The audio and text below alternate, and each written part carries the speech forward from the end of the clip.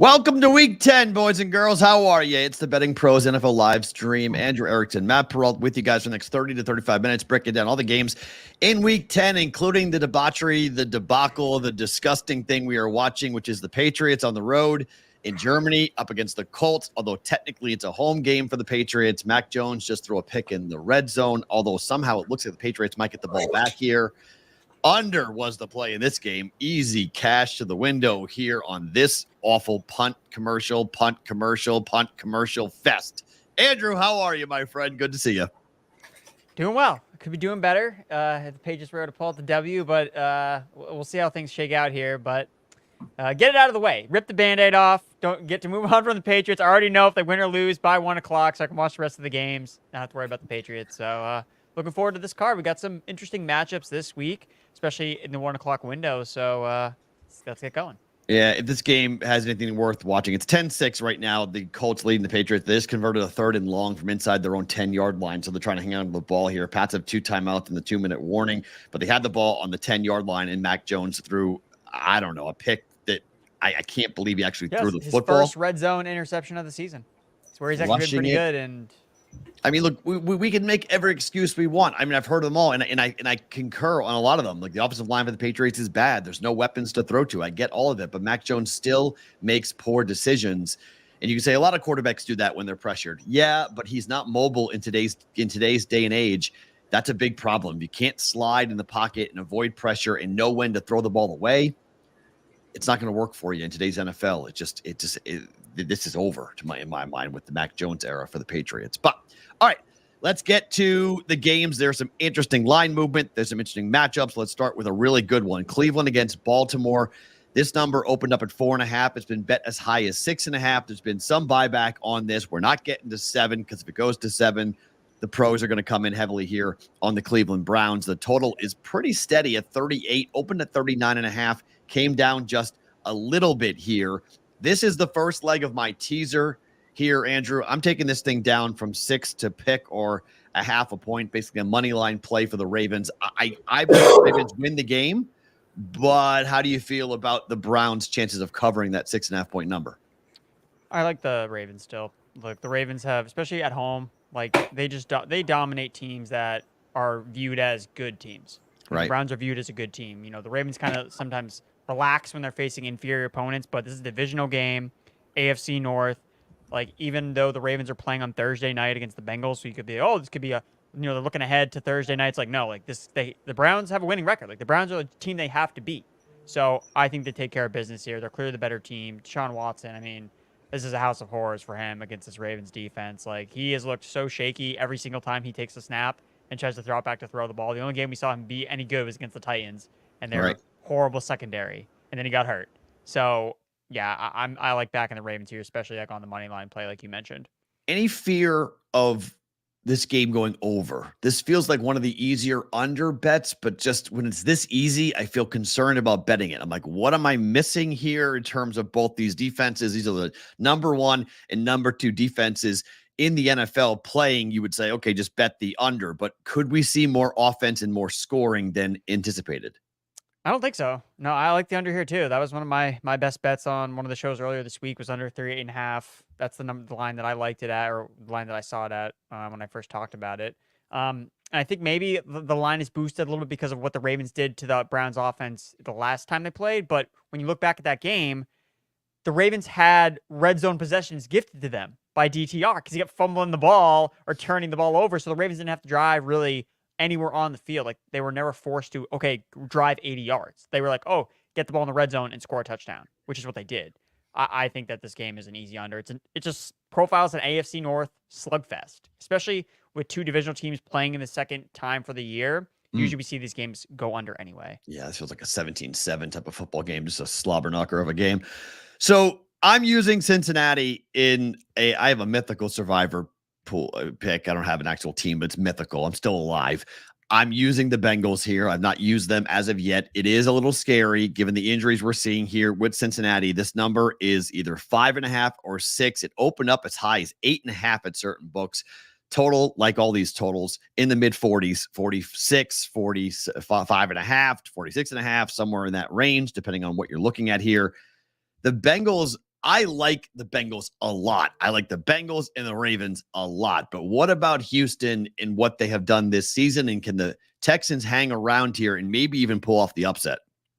I don't think so. I think that Houston is kind of like the public team where it's like, oh, you got to ride CJ Stroud. It's great. When it's like, well, he doesn't have his number one wide receiver. You look at the games that Nico Collins has played really well, correlates with CJ Stroud playing really well. The games Nico has not played that well, not a lot of passing yardage for CJ Stroud in those games. So, look, the Texans lost to the Panthers. Like, are we forgetting that happened 2 weeks ago? The Panthers are the worst team in the NFL. So, when you take CJ Stroud out of the dome, where he's played much better at home than he has been on the road, I think that this Bengals team, even though they're dealing with some injuries, Chase is going to play in this game, and that's enough for me to just back Joe Burrow. You know, whenever people doubt this guy, all he does is show up and just dominate. So I like the Bengals a lot here too. Oh, this is win. It's true.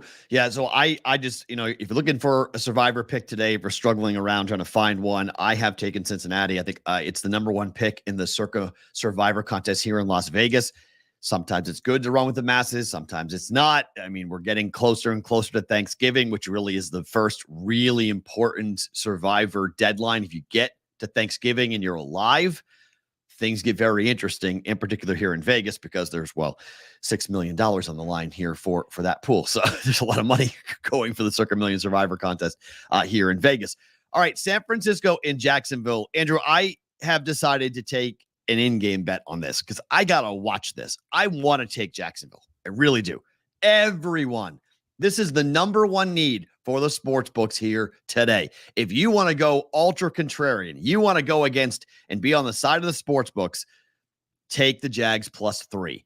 I want more. I want 7. I want 6. I want more. I can't get myself just to say, okay, the Jaguars are going to cover a 3-point line, because it basically means they win the game. And I'm not sure they win the game, but I do think they have a shot to be in the game late and maybe lose it by 1 score. Where are you on Niners, Jags? I guess I'm with Vegas here. I like the 49ers a lot. I think that... No, you're against Vegas. Yeah, Vegas wants the Jaguars. Everyone else is on the 49ers. Yeah. So I'm with everybody else here. Yeah, I like the 49ers. Like, when they're healthy, this was an unstoppable team. So they're healthy again. They needed this. I think the way that I look at the bye week was they used the bye week to get healthy. The Jaguars were hot. They took a week off. Have they cooled off now? Like, we always look at bye weeks as always something that's positive. I think it matters about the context behind the team and when the bye week comes. The Jaguars were winning. They were on a 5-game win streak, and then they took a week off. I don't think that's good for them. And they're back at home where they have not played nearly as well as they played on the road. And then San Francisco, they're getting all their guys back. Debo's back. Trent Williams is back. Brock Purdy is now removed from that concussion. Like, he just didn't look right. Like, he was the first guy to come back, get a concussion, and play in the next game. And, oh, wow, he played bad. Like, I don't think that that's a coincidence that he played bad after getting a concussion and not missing any games, which no player has done this season. So I like the 49ers. Yeah, it's going to be, I'm watching it. And I think if you see Christian McCaffrey and company, if Debo is back and they're dicing the defense for the Jags, it's like, okay, it's a good dodge. But pros and Joes, when they're on the same side and the books don't move the number, this is the one like red flag. This is one of the first red flag games I have seen where you're like, wait a minute. Everyone's on San Francisco and the books aren't moving the number. Now, why is that? That's because our pros waiting to get 3.5. Will we get potentially to go over? I mean, this could be part of my Wong teaser. I'm not touching it. I'm just very concerned because if the Niners are right, and they could be right, they're the best team in football in my mind. And if they're clicking, they will rip apart anybody's defense and they could destroy the Jags today, or Jacksonville might be in it. But that defensive line, man, for the 49ers is just too good. Patriots have the ball.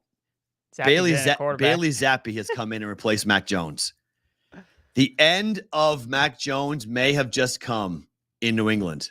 That might be it for Mac Jones. If Bailey Zappi leads this team to a victory, which right now he's not looking very like he's going to, but you have a 2nd and 10 coming up with 1:21 to play. Pat's down 4 with the football. But if Bailey Zappi leads this team down for a game-winning touchdown, Mac Jones may not play again in 2023. That's, oh my, that's a lot going on right there. That's a message being sent by Bill Belichick to Mac Jones that, kid, we're done. We saw Bill O'Brien screaming at Mac Jones on the sidelines.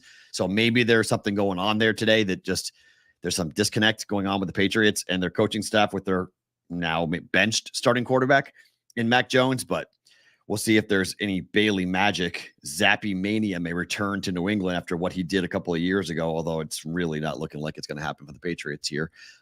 Back in their own end with $1.18 to play.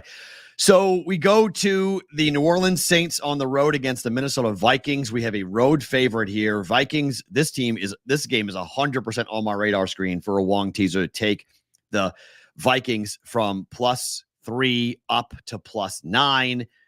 Total is 40.5 or 41. What do you make of the Vikings here? And what do you make of the Joshua Dobbs story? Because that was incredible last week, but maybe there was some shockers that, oh my gosh, this guy's in the game. Now that he's been with the team and New Orleans knows it's Dobbs, what do you make of the Vikings' chances? I do like the Vikings with, I think it was like +2.5, but I almost kind of feel like I'm chasing a little bit, and like I kind of want to be part of the Josh Dobbs hype, because he's a fun story to root for. So this is a game I think that I'm shying away from most part. Like, the Saints are such a weird team because they aren't good, but they play a lot of bad teams. So it's like, okay, well, they win because they like have to by like default, because they're just better than the team that they're playing usually. But it's not by a lot. And I don't trust Derek Carr. And actually, the Saints have been better on offense when they've given the ball to Taysom Hill instead of Derek Carr in the red zone. So I think that's one of the smarter things they've done offensively here. So for me, I just lean towards the under. Overall, the Saints have usually been an under machine. And Josh Dobbs, again. The one thing that throws a wrinkle in that, though, is the Saints are so bad against mobile quarterbacks. Like, they just can't stop mobile quarterbacks. So it's just, I think that the lines are tight on both sides. It's just a game for me, like, usually kind of want to shy away. Game over in Germany. The Patriots, Bailey Zappi throws a pick. Colts intercept him. Game over now. 10-6. The win will be for the Indianapolis Colts. Patriots will fall to 2-8 on the year. 5-5 now for the Indianapolis Colts. And I'm really not sure what Bailey Zappi was looking at. He threw it like literally right to the safety. So both quarterbacks of the Patriots playing pathetic football here today. So Pats fall to 2-8, and they are very much in the running for one of the top picks in the upcoming draft. Patriot fans might want to get used to two names, Caleb Williams and Drake May. You may need to start to look at those guys in college as to those two guys may very well might be your starting quarterbacks, given, because I think the Cardinals, we'll get to them in a second, but the Cardinals may play their way out of the number one pick. All right, Green. I'm here for it. I am too. Let's tank. Like, come on. Right. Either be really good or really bad. In the NFL, you have to be one or the other. You can't be like mediocre. You can't be 500. You got to be awful or great. In the middle, you get killed for decades. Yeah, I'm with you. Be horrific. Play Zappy the rest of the year if he's going to throw picks like that. Green Bay's on the road at Pittsburgh. Pittsburgh, home favorites. 3-point home favorites. The total is 38.5 here on this one. What do you make of the Packers and Jordan Love up against that defense? We know no one's scoring, so I guess, like, who wins this game based upon a 6-3 final? I'll just take the Steelers because they win games that they're not supposed to win. But my favorite bet here is just first half under 19.5 points. Like, these teams literally don't score points until the fourth quarter. Like, they do not score at all. So you're going to all see a ton of punts. Yeah. I think it's an easy way to cash a win early in the slate here, first half under Steelers Packers. I like that bet a lot. In fact, I may trail you. That's a really nice play, given the fact that what we've seen out of Matt Canada in this offense for the Steelers, they don't do anything until the second half. Like, they need the second half to actually make adjustments. And the Packers defense is not phenomenal, but I think it's good enough to at least hold the Steelers in check for a half in the first half. And, like, how many points will the Steelers score in the first half? 10? I mean, both these teams play to, like, all right, let's keep the game close to the fourth quarter, and, like, maybe we make one more play than the other team, and then that's how we win. So, right. Yeah, it's really interesting. Okay, so Tampa Bay hosting Tennessee. I've got a massive amount of things going in this game. First of which, I have decided to do a same game teaser on this. I've given the Titans, I went up to +9 on the Titans, and I went down, pulled the total down to 33, and I went over. I like the game to go over anyway, but I pulled it down and gave the Titans +9. Can you make heads or tails of this? Because I've talked to bookmakers here in Vegas, and the run from -1 to -3, circa here in Vegas is still at 3. Superbook's at 2.5. South Point's at 2.5. 3 for DraftKings, 2.5 for Caesars. I don't really understand it. Hopkins is playing. Will Levis is playing. Derrick Henry's playing. What's the move on the Bucs here? I guess it's because Tennessee usually just sucks so bad when they play on the road. Like, they're a horrible road team. So that's, to me, the only way I could see like really backing Tampa Bay in this spot. But they've been a team that's there. To me, it's like it's two teams going in totally opposite directions. Like Tampa Agreed. Bay keeps dropping games after game after game, whereas Tennessee's like, oh my God, like, did we just find like our future quarterback? Like they're excited. So I love the Titans here. I know you like them to potentially even win outright. Yeah, I do. So yeah, I think it's just the trends where you look at Tennessee historically, they have been a really bad road team, and traditionally bad offensive lines don't travel on the road. Tampa Bay can stop the run. Tennessee wants to stop the run, or Tennessee wants to run the football. But when you inject Levis as, okay, wow, now we can actually throw the ball. Like that's the factor that I guess maybe they're not giving Levis enough credit for what he's done over the last 2 games. I don't know. I've taken Titans money line. I tease at 9 and over 33. I think you can go ahead and take the over as is. And then I'm taking 2 prop bets. How do you feel about DeAndre Hopkins coming up, have a big game, over 62.5 receiving yards? Yeah, I think that this secondary for Tampa Bay is, I don't even know if Carlton Davis is playing. Like they already had a bunch of other injuries anyway in their secondary. I mean, both secondaries are really banged up here. So I think that even if it doesn't go over the total in terms of points, like I think you're going to see a lot of passing yardage from both sides of the football. It's just a matter of, can Tennessee put the ball in the end zone, because Tampa Bay has the number 1 red zone defense. That's the concern. He's a binky here. This is just where Levis just looks for Hopkins. This could be 2 catches for DeAndre Hopkins because they throw the ball deep consistently to him, and D-Hop's looked really good. Feels like he has refound his game with Will Levis throwing the football to him. So I like that a lot. And then I think Derrick Henry's going to run the football today. I think, on the road, go ahead and run the ball. Henry over 62.5 rushing yards against the defense. I mean, I don't like this Bucs defense either stopping the run or against the pass. Yes, they're great against in the red zone, but it's almost like the old school Patriots. It's bend, don't break. We're going to give you everything between the 20s. And then that gives Henry a chance to break off a couple of long runs. Yeah, I like the call there. Okay, we go Derrick Henry over 62.5 yards rushing for that. Okay, we go to the afternoon, and there are 4 games in the afternoon, which is somewhat rare when we have 4 teams: KC, the Rams, the Dolphins, and the Eagles, all on buys this week. So arguably 3 of the top 4 teams in the NFL are on buys. Not really what the NFL wants, but Atlanta on the road at Arizona. This number, I cannot believe the Falcons are road favorites. I don't care that Kyler Murray hasn't played in 11 months. This is unbelievable. The Falcons are road favorites. Just make this pick and just say, don't give anybody any points. I will not touch this game, but who wins? Cardinals, Falcons. I mean, you don't need to tie my hands behind my back to bet against the Falcons. Taylor Heineke on the road. Yeah, I'm taking Arizona here. I think they can win outright. They're at home. Arizona's played really well at home with Josh Dobbs. Yeah. They're a team that just plays better. I think that there's going to be energy in the stadium. They're getting all their guys back. They're getting Murray back. They're getting James Conner back. Huge. The guys talked about how they feel energized. They're not going to, this is not a 1-8 team mentally. That's the thing. The biggest thing is here is they're not going to be like, oh, we're 1-8, we suck. It's like, oh, we finally got our guys back. Let's go out and play football. Let's win this game. We can beat this Falcons team that is kind of reeling the last couple of weeks. They've been dropping games. Arthur Smith's under the microscope because of how he uses his players in fantasy football. So I think that Arizona's in a good spot here. Atlanta also has a bye week next week. So maybe they're kind of trying to hey, let's just get out of here with a win. But I think it's going to be tougher than that. Yeah, it's going to be look, I think the Cardinals, people have talked about right now, they own the number 1 pick in the draft. I don't think they're going to be there at the end of the year. I think getting James Conner and getting Murray back, they have no real incentive to tank. The number 1 pick for them, unless they're going to trade Kyler Murray, which they could, but who wants the contract? Who wants the headache? I think they're stuck with him. So, yeah, they may want a top pick to be able to trade off of it and whatnot, but I think they're going to win a couple of games. I think they're going to try to establish some of the culture that they've been talking about all year. You're a first-year head coach. You got a lot of young players on that roster, and now you're getting back the battery that really is the core to this offense, which is Connor and Murray. So I like them to win today. I think they win a couple of more games. I think they went up probably 3 or 4 wins on the season. Everyone likes the Lions on the road, and yet the number came off of 3. I'm actually stunned. It was Detroit -3 all week, and this morning we've seen this go to 2.5. Chargers are at home. 48.5 is the total. Are the Chargers live to shock everybody here and beat the Lions? I mean, look, Justin Herbert can do that. We know that he's capable, but just we haven't seen it from him. So it's really does this offense start to click?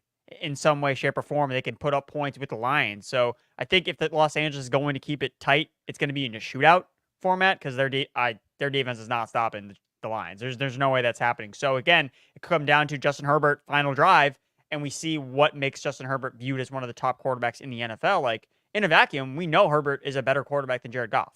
And usually, I want to bet on the better quarterback, especially at home. But the way he's played versus the way that Goff has played in this Lions offense, just on total different ends of the spectrum, where everything's clicking for Detroit, not the same so for Los Angeles, but that can change. Right. That can change, especially based on the match. We played the Jets last week. Jets have an elite defense, better than the Lions. So again, I still like the Lions here. I was able to get this really early, like -1.5. So that's kind of what I'm sticking with Detroit coming away with a win. But it wouldn't shock me if Justin Herbert has a chance at the end of the game with a drive, potentially win this outright or cover. So this is the ugliest game of the day from a point spread perspective. I mean, 17.5 points is unbelievable. I mean, Tommy DeVito going in, talking about his mom, making his bed in the morning, and he's got all there. He's living with his parents. I mean, this guy, how is this guy in the NFL? I mean, I watched him at Syracuse. If you told me this dude was going to be an NFL quarterback, I'd be like, give me a break. Do the Giants score more than 6 points today? Do they score a touchdown today? Because it's 17.5 points. The number is saying the books do not believe the Giants will score at all today. Yeah, it's always tricky with these situations because it's like if they score, it's going to be like fluky. It's going to be like, oh, they do a fake punt or they just throw a bomb because like they have nothing. They're going in this game like, well, we have literally nothing to lose. Like, let's just like do a bunch of weird stuff because we're going to lose anyway. So it doesn't really matter what happens. So that's why I get concerned. It's like, are they going to get shut out? It's like, because when everyone expects it to happen, it doesn't. Like versus like when the Giants played the Cowboys earlier this year, it was like, oh, the spread was much closer. And then they lost 40-0. So everyone again expects it's going to be 40-0 again, when in reality, when it's the expectation, it usually doesn't ever live up to that. So again, not saying that the Cowboys are going to lose this game, especially at home, but I would just take the under. That's the bet I like, is just bet the under. I took over 16.5 rushing attempts for Saquon Barkley. I just think that they're not going to want DeVito back there chucking the football up like crazy. How do you feel about over 16.5 rushing attempts for Barkley? I mean, he's the offense. Like, he's the only chance they have to move the ball if it's not just like a big fake play or something along those lines. So I wouldn't be surprised. We're going to probably see some wildcat from Saquon Barkley. So you're going to just stack up rushing attempts that way too.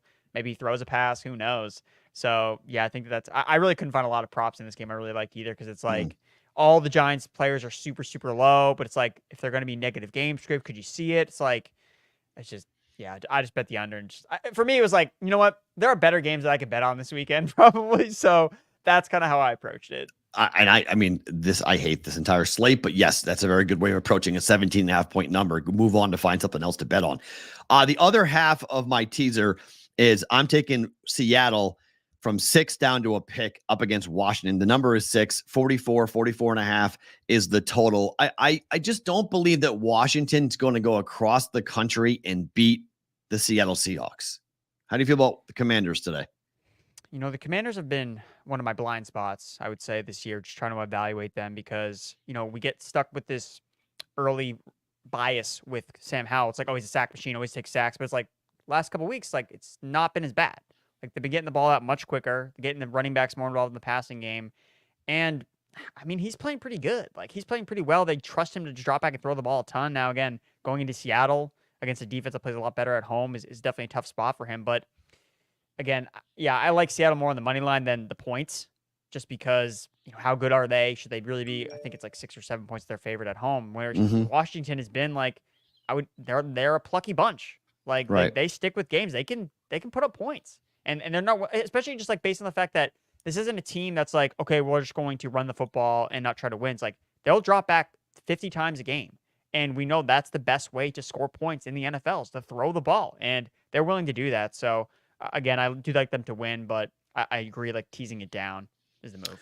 Before we get to the Sunday night football game, let me tell you guys about a chance for you guys to win a 1-year premium subscription to BettingPros.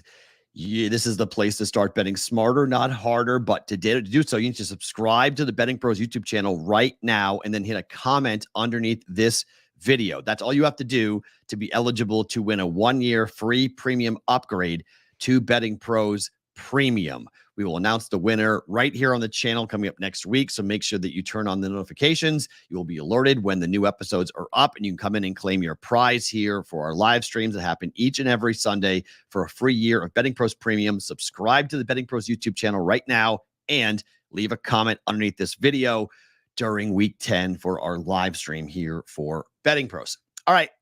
Here in Vegas, Jets on the road. Fireman Ed was at Circus Sports doing the JETS nonsense.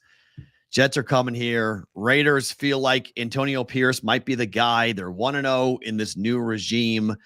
They believe that they got, the reports locally is that they think the AOC is their quarterback of the future. Okay. All right. But what do you make of the Jets on the road against the Raiders? Road favorite, New York Jets. Bet the under and yes. Something else. I did the exact same thing. Under 36.5. And I bet under 205.5 passing yards for Zach Wilson. You're not going to get a disagreement from me on Zach Wilson's death taxes, Zach Wilson unders. I love it. What else are you going to do? I know it's the Raiders defense, but it's Zach Wilson. And the Raiders defense, Max Crosby, and they can get after the quarterback a little bit. So let's see what they do here, getting after it. Antonio Pierce may have something special. Obviously it was the Giants last week. It's the Jets this week. This guy has a lot of ties to the New York area. So, he's going to give the same rah-rah speech he gave last time when they went out there and beat the Giants. So now they get a chance to go out there and beat the Jets. I don't know. The Jets are bad. The Raiders are bad. It's just this whole, bet the under 10-1. Okay. If you're curious. Last 11 games on Sunday night and Monday night, 10-1 to the under. Yep. Yeah. If you want to actually have fun, I would say Devontae Adams has to score a touchdown sooner rather than later. He needs to score. He has the most red zone targets in the NFL. Hasn't scored, I think, since week 4. So I want to do a touchdown score. But don't you put Sauce Gardner on him and just take him off the board if you're the Jets? They got to get him his targets. He hasn't done anything the last. Just ask his fantasy managers. They're very upset about Devontae Adams. I would be upset too if I'm Devontae Adams. What do you do with it? Okay. So my goodness gracious, this is ugly. I'll get your opinion on this. Would you like the following 3 options? You have to pick 2 of them. Which is better in your opinion? If we give Jacksonville 9, Minnesota 9, or Green Bay 9? I would do Green Bay because I just don't think either team can score win by 10 points. I just don't know if it's possible for either team to win by more than 10 points. Right. And so is Minnesota and what was the other team? Yeah, I think Green Bay and Minnesota probably is the way to go with this. I do. The Jaguars might get killed. I guess that's because that's the only team I could see where it's they could face a juggernaut that could just totally blow them out. Whereas the other games, the Saints, the Saints offense isn't built that way. The 49ers is the one team that's this team, if they hit and fire, they're going to kill a team by 30 points. So, and I've done this, I think last week I was on the Vikings. I've done this the last couple of weeks with taking the Vikings and taking them to when everyone runs the other way away from them going I'm not touching the Vikings. I'm okay, maybe there's something to be said there because of what has happened.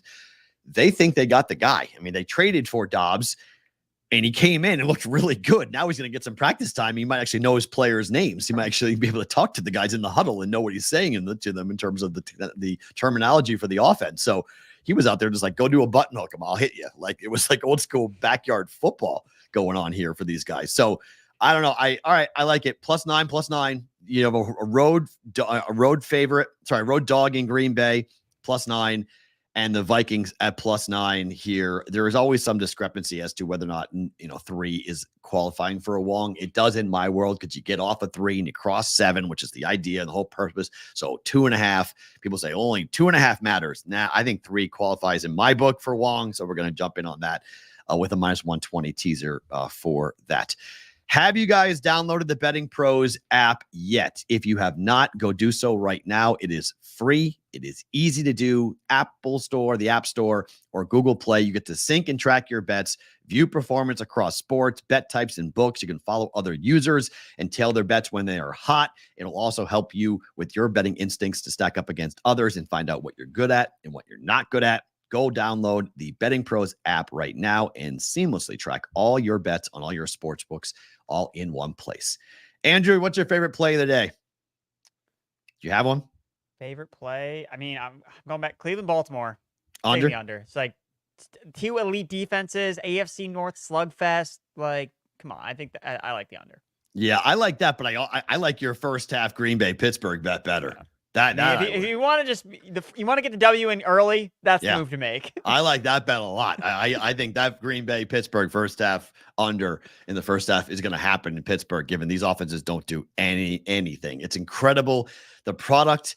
One more question before I let you go, because you're on the fantasy side as well as with Fantasy Pros. How frustrating has it been from a fantasy standpoint this season with the lack of offense? It's tough.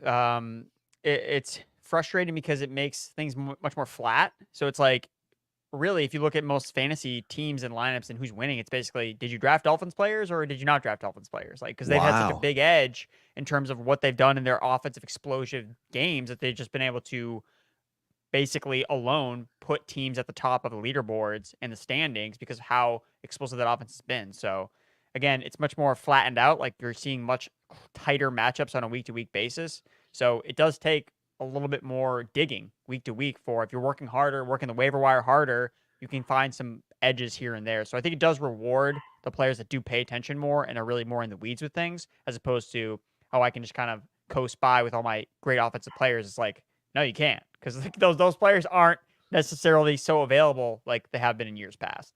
Interesting stuff. Guys, I will be on our Discord channel, bettingpros.com/chat. You missed any of the plays I gave out here, I'll post them like I do after the live stream. I'll tell you about other personal plays. I'll put Andrew's first half, Green Bay and Pittsburgh under in there as well. I think the black and blue division under with Browns and the Ravens is a good play as well if you're looking for other things to be actionable here today. Andrew, good stuff, man. Appreciate the time. Awesome. Thanks, Matt.